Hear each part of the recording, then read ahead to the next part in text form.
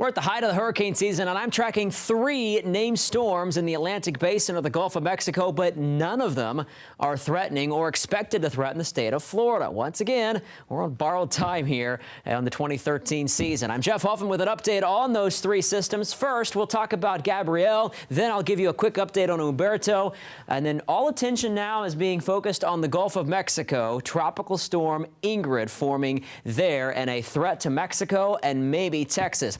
First of all, the on-again, off-again Gabrielle is now becoming a post-tropical cyclone as a front moves off the east coast and pushes this out to sea. The system will be absorbed by that front and is no threat to the United States. Also, Hurricane Humberto likely to weaken in the next 24 to 48 hours as it makes a left turn there over some cooler water. Then it may gain some steam as it moves to the north early next week, but this is still only a shipping interest in the eastern and central Atlantic. It's Ingrid we're going to have to watch closely. Now, not a threat to Florida, but as the system meanders over the Bay of Campeche, very warm waters there, an environment favorable for strengthening.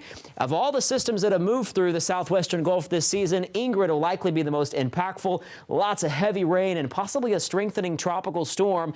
A hurricane center projecting winds up to 60 miles per hour on Monday, as it possibly makes landfall there north of Veracruz. There could be also some impact here to South Texas in terms of the heavy rain, but it's the eastern side of Mexico and especially into the mountains. Life-threatening flooding, a concern. Those are the words of the National Hurricane Center with their update on Thursday evening. Now, here's a look at FUTURETRACK, and one of the reasons why flooding is the big concern, because this system will be sitting here, and notice its moisture field is very large, pulling in moisture from the Caribbean, also from eastern parts of the Pacific, and all of it being pulled into the country of Mexico and some of that into South Texas as well. Notice the drier air here. You see that brown? That's really going to be protecting the southeastern part of the United States from any tropical activity. There's a deep trough of low pressure reestablishing itself early next week. Now, there's one more thing I'm keeping my eye on, and it's this weak upper level low. It's actually a very broad surface low here as well. Hurricane Center identifying this with a low chance for development.